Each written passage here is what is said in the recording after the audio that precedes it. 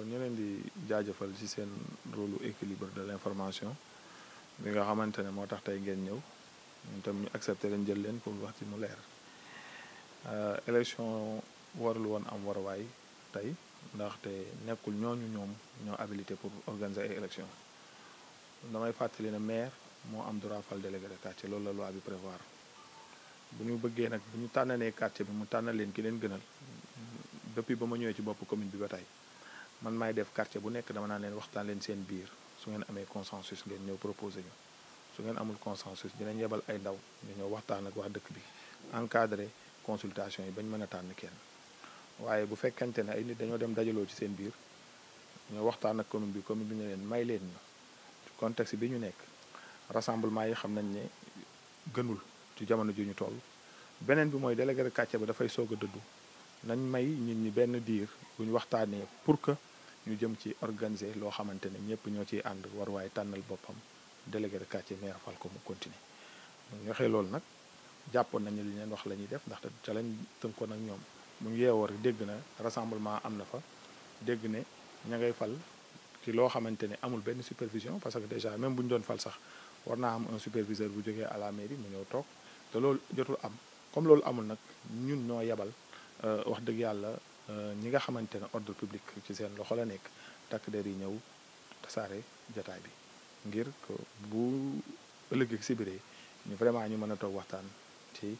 nan la ñuy fexee ba warwaay am délégué may fàttali ne ñu nag warwaay dañoo am jaar-jaar warwaay bi may soog a ñëw à la commune am nañu dëkk ci dëkk bi ñoo xamante ne jàppuñu woon ne sax ci dëkk bi la bokk ñun ñoo fa indi ndox ñoo fa indi courant te li ñu wax ñoom mën nañu koo seede bañ fay dugg du ndox du courant bu fa nekkoon dans le programme de densification du réseau électrique avec la Sénélec dañoo ñëw jël warwaay def ko une priorité ànd ak ñoom indi un poste transformateur bindal leen arrêté fu ñu koy teg ñu teg ko ñu ànd ak ñoom installé poto yi mu dugg ci biir ñu dem négocier avec la SDE dem waxtaan ak kilifa yi ñu xool ba amoon 1 kilomètre linéaire adduction d'eau ñu may ko waa warwaay ñu ñëw ndox mi dugg ci biir kon ñun ak ñoom du démb Adama Ndiaye aussi nekk délégué boo xamante ne dañoo amoon na moom relation yi rafet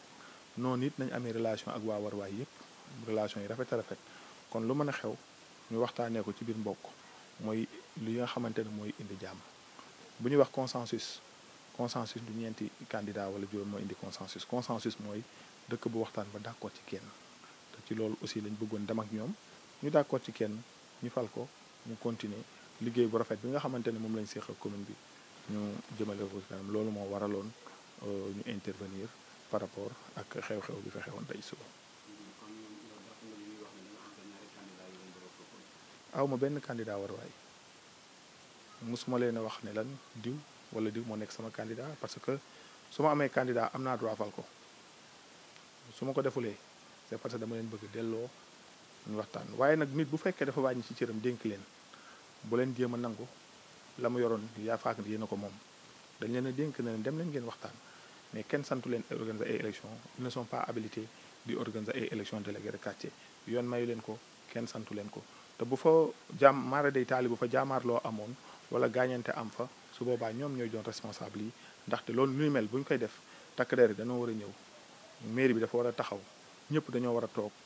ñu teg ko ci yoon yi mu war a tegu yëpp loolu moo waral wax dëgg yàlla bañ leen waxee nañu def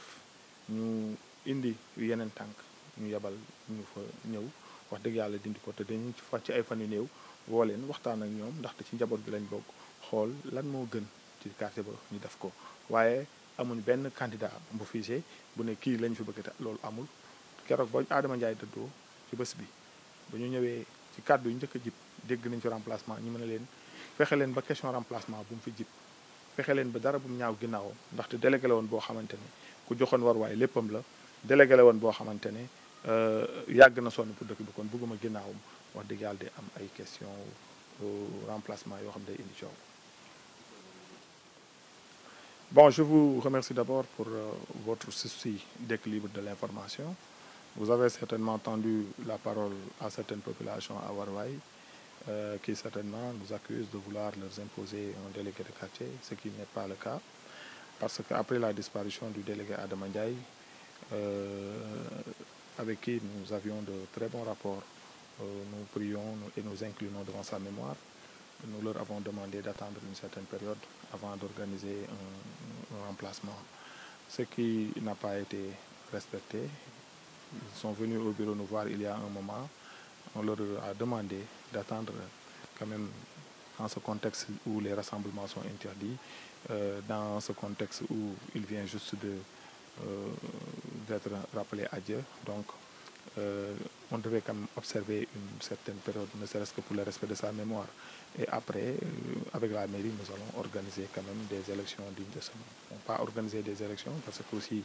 à chaque fois, on trouve un consensus au sein des quartiers. Mais après, à la grande surprise, j'ai appris qu'ils se sont rassemblés pour organiser des élections. Ils n'étaient pas habilités à le faire. J'ai dit que le délégué est nommé par le maire. Nous avons la possibilité de nommer par arrêté quelqu'un pour diriger le quartier. Mais si nous leur demandons de s'organiser c'est simplement dans le souci de ne pas vouloir prendre une décision unilatérale et qui peut être perçue comme une décision impopulaire devant les populations. C'est ce qui fait que nous leur demandons souvent de s'organiser et de nous proposer quelqu'un. Cela ne veut pas dire que ce sont eux qui ont la responsabilité de nommer les délégués de quartier. Et alors, après cela, malgré tout, le rassemblement a été fait, les élections étaient en train de s'organiser. Je les ai appelés pour leur demander d'arrêter. À défaut, on a quand même fait appel au maintien de l'ordre public, ce qui fait que la manifestation a été dispersée. Alors, ils peuvent nous accuser de tout, mais je dis que Warwaï est une localité où nous portons dans notre cœur. Parce que entre nous et Warwaï, c'est une longue histoire. Grâce à nous, Warwaï a été électrifié et ils ne vont pas le nier. Dans le programme de densification du réseau électrique, notre priorité a été de faire de Warwaï une localité éclairée. On leur a donné une zone où il fallait implanter le poste transformateur. On a travaillé dans ce sens malgré une urbanisation plus ou moins critique, mais on s'est battu quand même pour que Warwaï quand même soit électrifié. Par rapport également à l'adduction d'eau, on s'est battu avec la direction générale de la SDE, avec le DG de la SONES, M. Chapal. Nous avions à l'époque eu 1 km d'adduction d'eau que nous avons donné à Warwaï, quand même pour leur permettre de utiliser les pompes d'Andar et autres. Ce qui fait que donc nous et Warwaï, c'est une longue histoire. Donc, si aujourd'hui il y a une situation pareille qui se pose, nous nous demandons juste de patienter pour qu'on puisse, dans les normes, organiser la succession du délégué à demander, ce qui n'a pas été fait. Il nous reproche de vouloir imposer quelqu'un, il nous reproche d'avoir un candidat. Je dis et je déclare ici que nous n'avons aucun candidat à Warwaï. Il est clair que si nous avions un candidat, nous avons la prérogative de le nommer. Et même la consultation n'était pas obligatoire si on veut nommer un délégué de quartier. Mais on le fait juste par souci de vouloir maintenir la paix sociale, par souci de vouloir prendre une décision populaire dans un quartier.